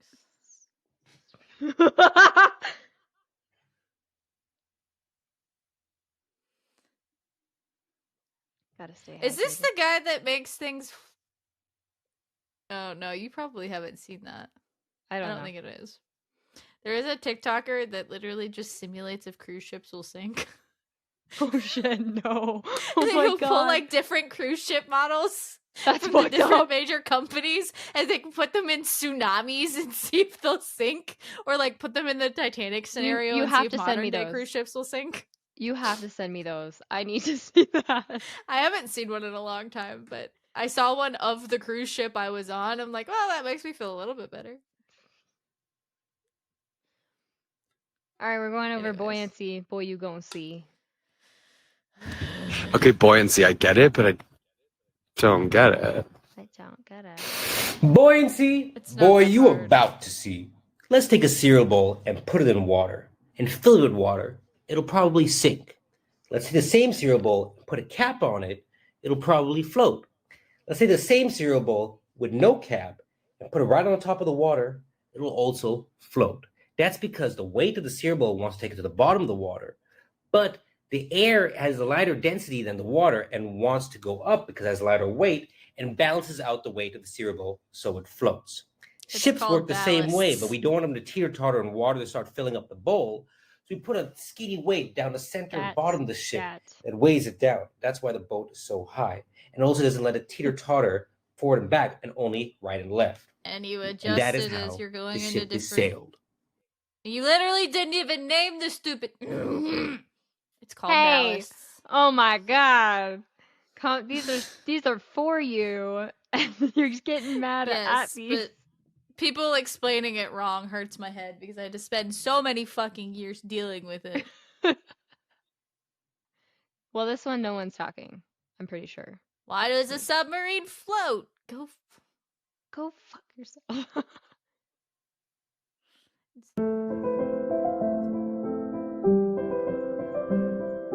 God. I just like watching it. I had a lab with the human-sized version of this. Yeah. I wish I was kidding, but I'm not. That's so We had cool. a wave tank. I love that. And this is just my coastal structures class in action. So I did find TikToks that you can relate to. Yay! Because this is the construction side of my degree that I hated. Oh no.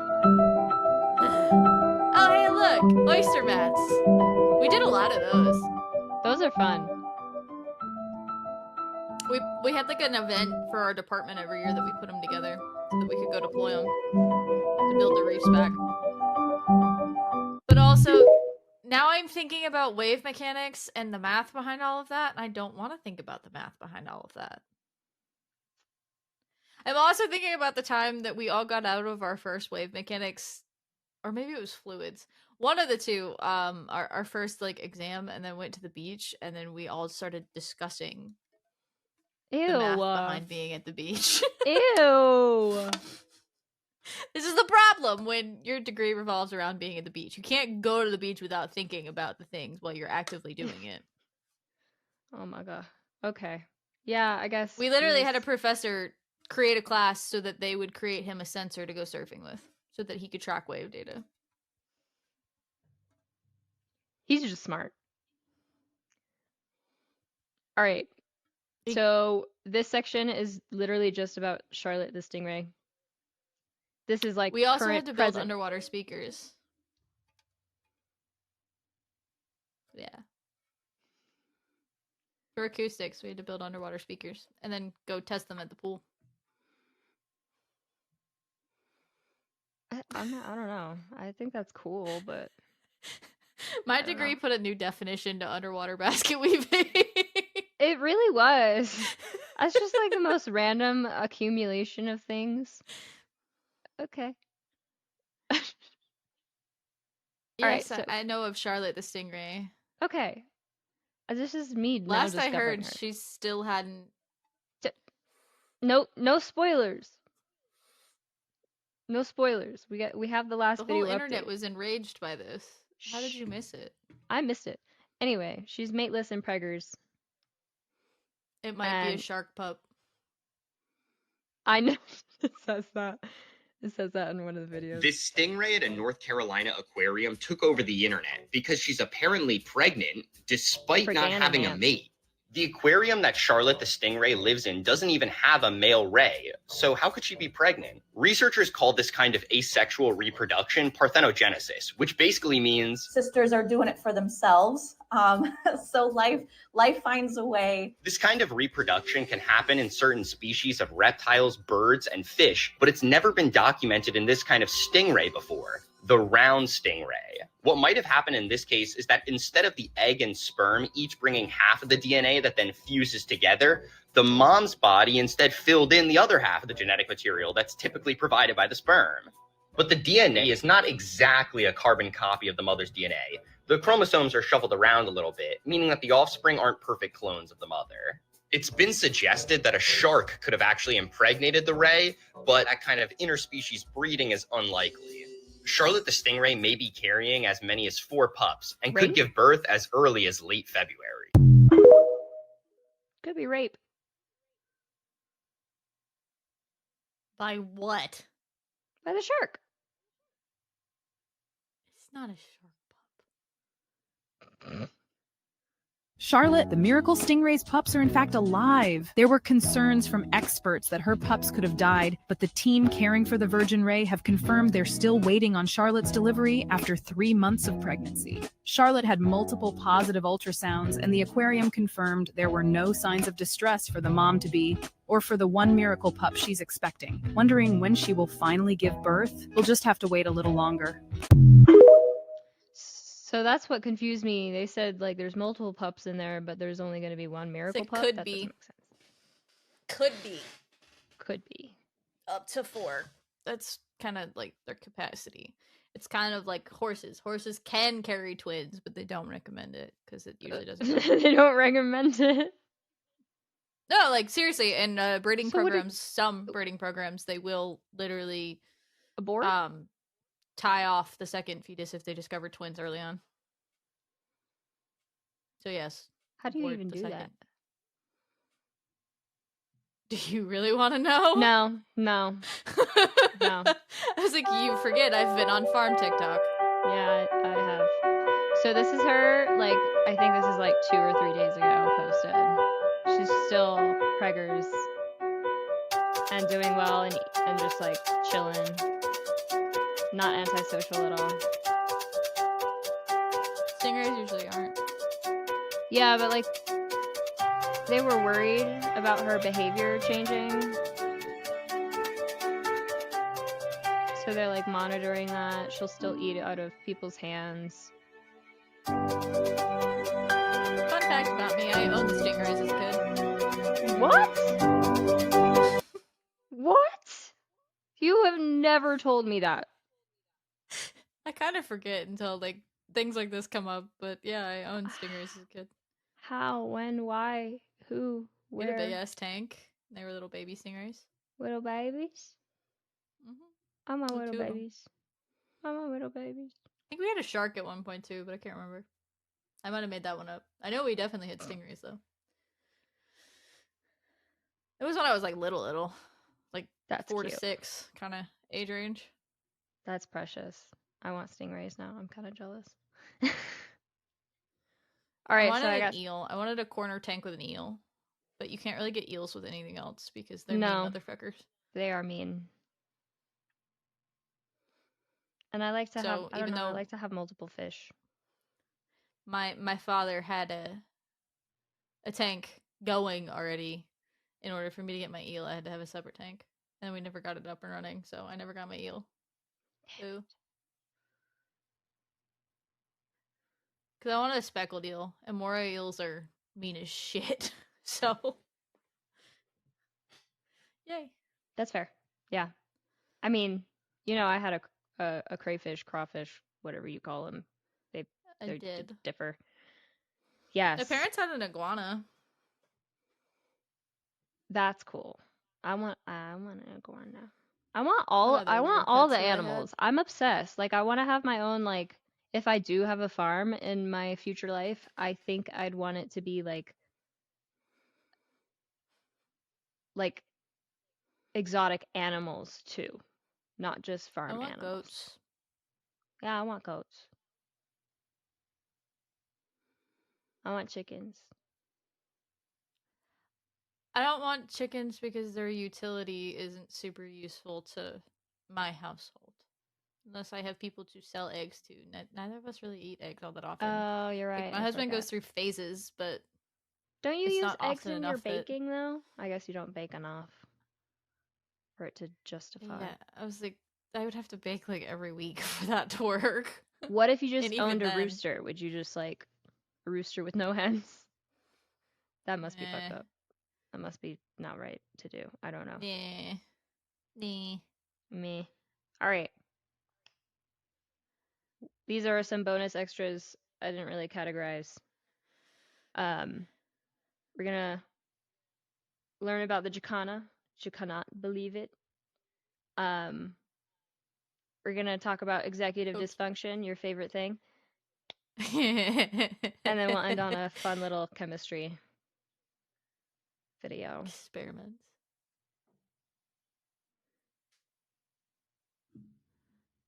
I apologize in advance. Hello, boys and girls. Today I'm going to teach you about the jacana. That's a jacana, the only bird with Kevin Durant's shoe size. They invested in waterside real estate, and having feet that belong in a proud family reunion means they can walk across floating vegetation. It's actually how they got the nickname the Lily Trotter, and why their headshot shows up when you Google Jesus bird. If you thought that was freaky, it makes you itch, doesn't it? Let me explain. So you know how sharks have extra rows of teeth so that if they lose one, they can always sub the next one in? Yeah, that's not what this is at all. It's just a dad doing his best. Male jacanas are actually the ones that build the nest, guard the eggs, and raise the chicks. And they do it dolo. And you'd probably think a dad doing all that must mean he's a great father. About that. So peep this. Imagine you're a single woman at the park, right? And you see a single father with his kids. And something about the way he's fathering, you're just like, damn, I want a man like that. But then you're like, no, I want a man like that. That man I want. So you casually walk up to him and proceed to butcher his children right in front of him. And no sooner after you just turned his children into a Twitter bio, you ask him out. And he says yes. That's what dating looks like for jacanas. And since the females are bigger, the male can really end up hooking up with the same John to turn his kids into a breakfast plate. And you want to know the worst part? She pulls this so many times that there's no guarantee that he ends up being the baby daddy. You hate to see it, but the more you know. Birds are fucking weird. Birds are fucking weird. That guy was all I have to hilarious. say Though. to that. That guy was Yes. hilarious, though. I love TikTokers that explain stupid shit in funny ways.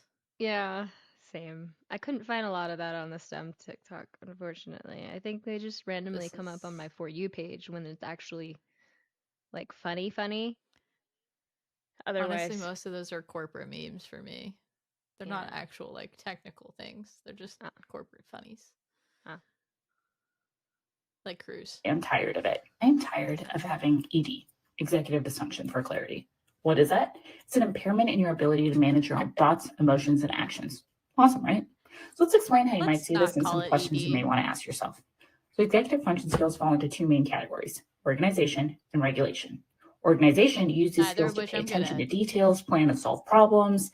And regulation uses skills to regulate behavior, emotions, monitor thoughts, control impulses. So ask yourself these questions. Do you often forget appointments and tasks? Do you have a hard time putting thoughts and abstract concepts into words? Yes. Do you have a hard time navigating setbacks? Sometimes. Are you miserable at multi-step directions? Have you ever tried to assemble an IKEA desk without instructions because they seem complicated, then get overwhelmed, and basically weld together two pieces that should never have gone together, then get even more overwhelmed when you try to pull it apart, so you push it to the side of the room where it will remain till the end of time? I don't have that Can I problem. tell you that those skills were not active today? It has been exhausting. So this is mostly a video to tell you that. And then it just ends there. This is a video to tell you that. Accurate. Silence. I don't function. My sock has a giant hole in it. Oh my god.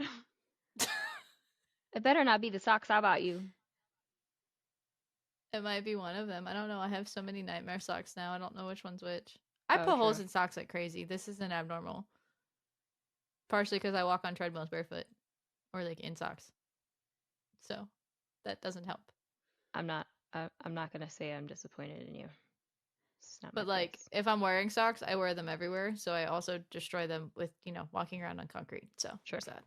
That'll do it. But also the first set you bought me was like 2 years ago. So if it's one of those, that's really not that abnormal for socks to get holes in them. Has it seriously been 2 years? Yeah. I could have sworn I got you a whole You got me when I came to visit last. That was the second time. You got me a different pair of nightmare ones. Yes. A different set of nightmare ones for like my birthday or something before that. Yeah, because it was like a calendar thingy. Yeah, the calendar thing was for Christmas last year, but Oh, you're right. Sorry. the other ones were like the year before that. Yes. Okay. Yes. I remember now.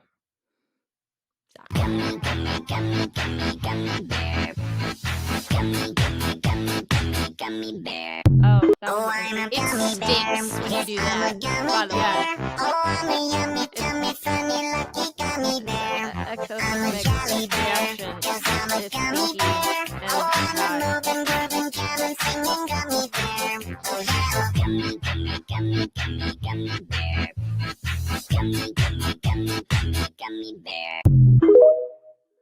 So fun fact, someone took the new JoJo Siwa song Karma and put I'm it so to ready. that background noise, and it sounds like identical to that. No way.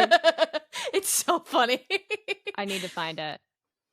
All right, I'm gonna I stop don't remember sharing. where I found it. And that That's was all it. That's the end.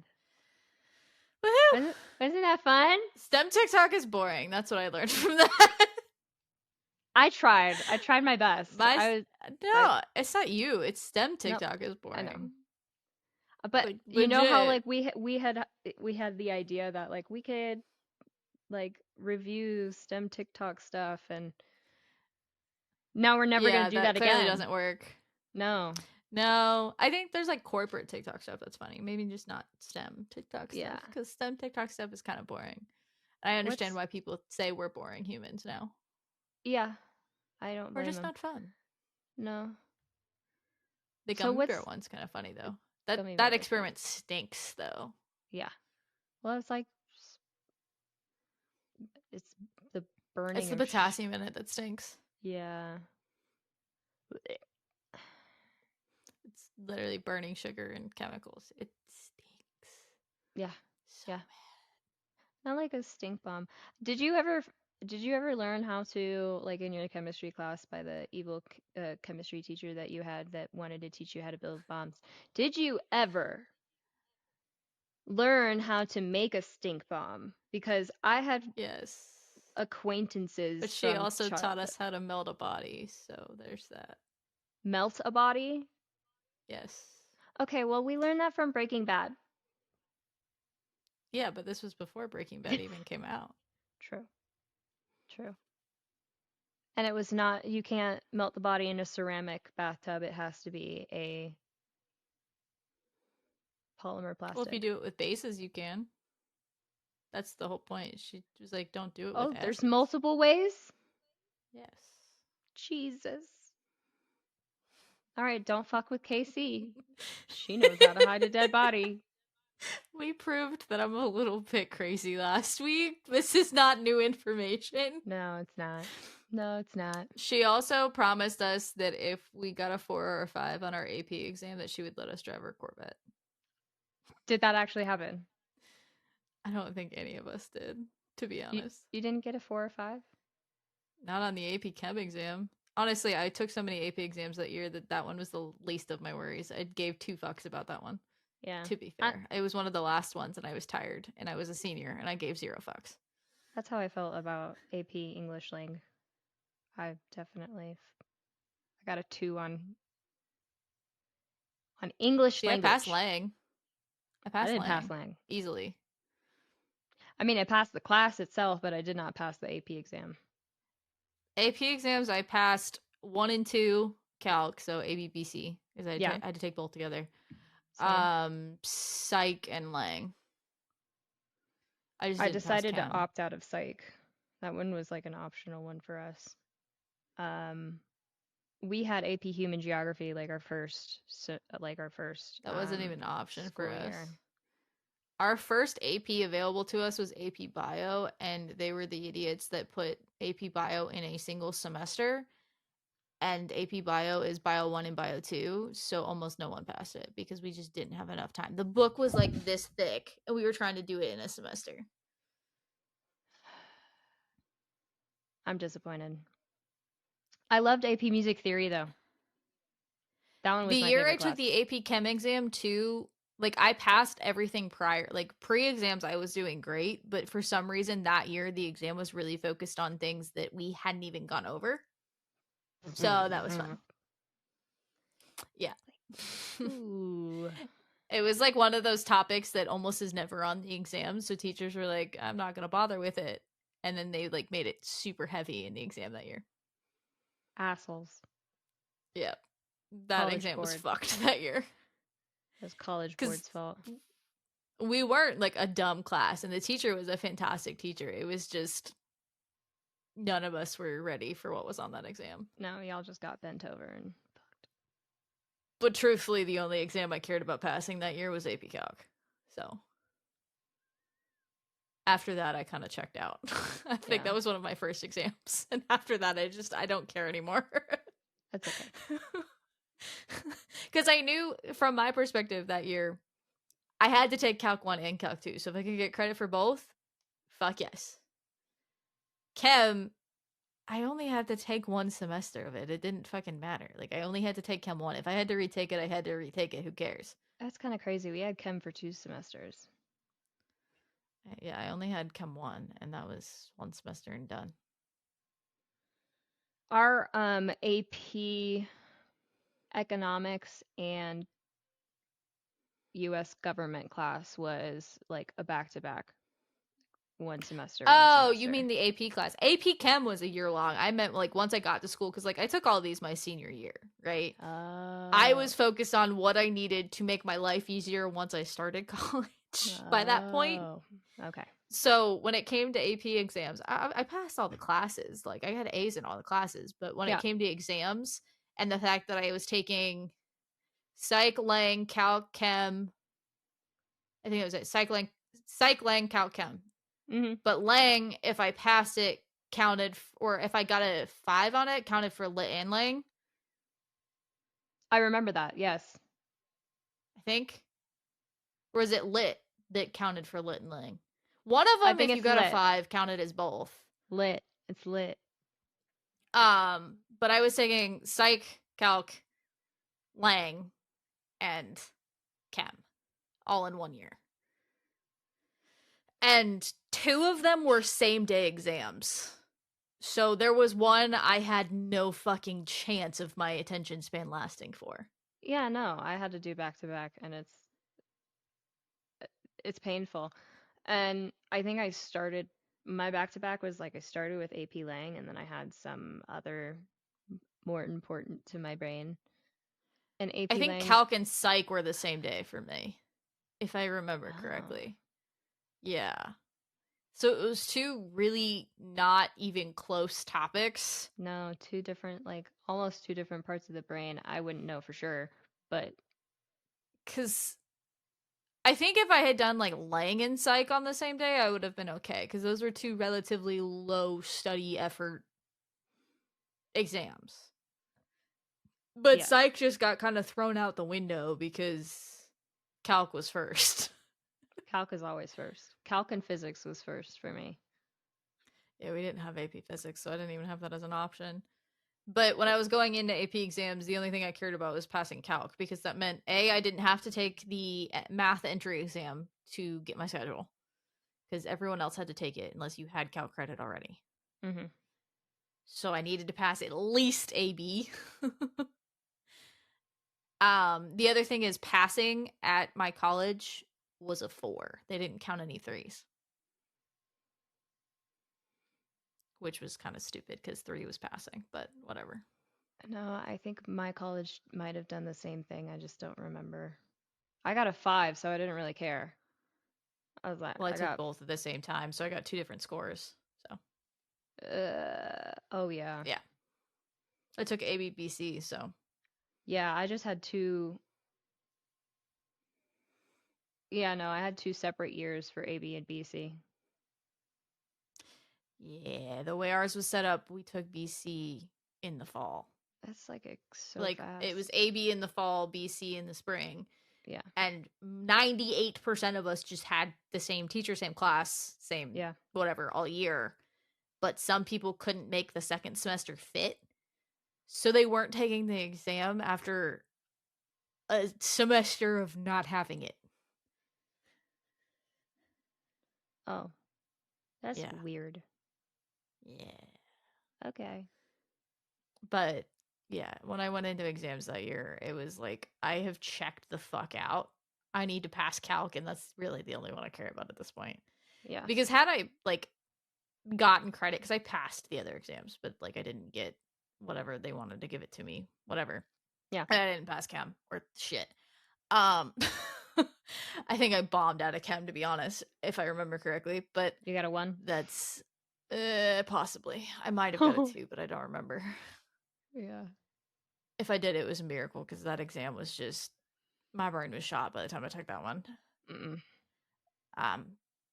But all I cared about was calc, so that was the only one that I actually bothered to prep for. Because realistically speaking, had I come in with more credit than I already had, my college experience would have been disgusting. So I'm completely okay with the way things shook out. Because my schedule was already kind of a mess, even with the credits I did have. They didn't know what to do with me, to be fair. Yeah. So it was a little bit odd. I had a little hiccup like that my first year in college, definitely just trying to get everything back to being even. Because I had enough prereqs to do one class where I didn't have enough prereqs to do another class, and then I couldn't. My prereqs were always my problem. I had always had a weird juggle because of what I could fit in my schedule and what I couldn't. So I would go to take one class and be missing one prereq, and of course it would be a semester only class or something like that. And I was like, fuck. Yeah, or it's I had to really think my schedule through because of how wonky it was. Yeah, and at my college, we definitely didn't have the good help to actually build the schedules. So we just had to figure it out ourselves. And I know this is true everywhere, but and I've said this before, but we really had a problem with there only being one section of the class offered. So if you had to take something else at the same time, you were just royally fucked. Yeah. Yeah. Because anything past freshman year was one section for the entire class. The only time we had that interference was with gen eds.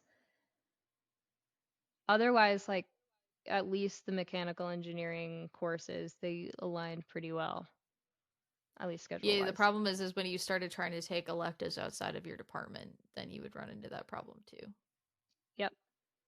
So I would have run into that problem, maybe, possibly. I didn't really take outside electives though, at least in undergrad. We had to. Oh. Yeah, 2 of our tech electives had to be outside of our department. That's weird. Yeah. It sucked. Okay. Sorry to hear that. It really sucked for us though, because our degrees were such a weird clusterfuck when it came to prereqs. you probably didn't have them all, or you didn't have enough of a background, even if there wasn't specific prereqs to take a certain class. Yeah. So and how you finished that so was fast. Well, 4 years, but that's still fast in engineering terms. 3.5. 3.5. Man. I took summer too, though, so I did too. ish. And it was still 5 years for me, and I took a summer class every fucking semester.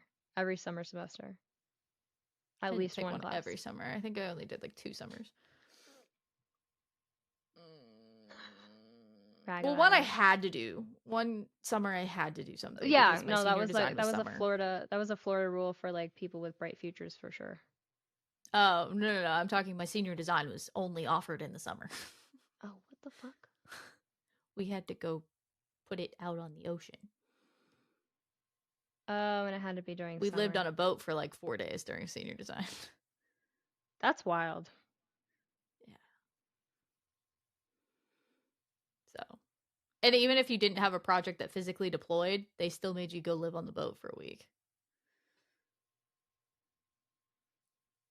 Fun. And each team had its own trip too, so the professors were out for like 4 weeks because they went out with every team. Mm-hmm. I wouldn't be able to handle that. I would die. I didn't realize that was a thing when I chose it, obviously. Obviously. Obviously. I didn't realize a lot when I chose my degree, but there's that. Oh well. You're here now. It's fine. I think my attention span on this proved maybe I shouldn't be here. It's just not I don't know. it's not special interest enough for you. It's just And not. I didn't get any software STEM either. Yeah, Like because none. looking at lines of code on the internet is not entertaining. No. Like, let's be real. That's 90% of a software engineer's job, but I know. where's the semicolon? Where's the missing bracket? I'm oversimplifying a software engineer's job, and I know this, but I know. Bugs are bugs. They exist no matter what software you're writing. Nobody wants to learn about binary anymore. People do want to learn about AI, though. Yes. Still not super interesting to learn the technical details of it, though. No. They want to use it. They don't really want to know how it works.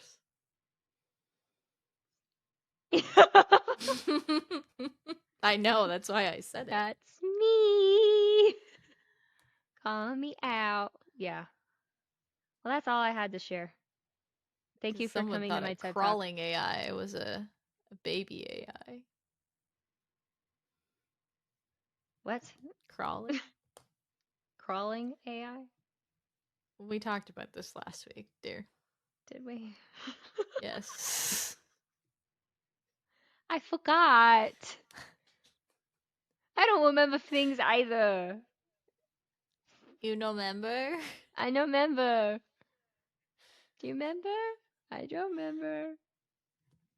Anyways, well, that was this week's wild ass chaotic episode. It was actually about STEM related things and not about murdering people, at least. I will come up with something for next week. I don't know what yet. It might be chaos. It might just be something random. I don't know. Okay. I might completely change how I edit this podcast in the next week. That's my brain lately. So, you know. YOLO. Try it all out. See what sticks. Also, apologies to last week.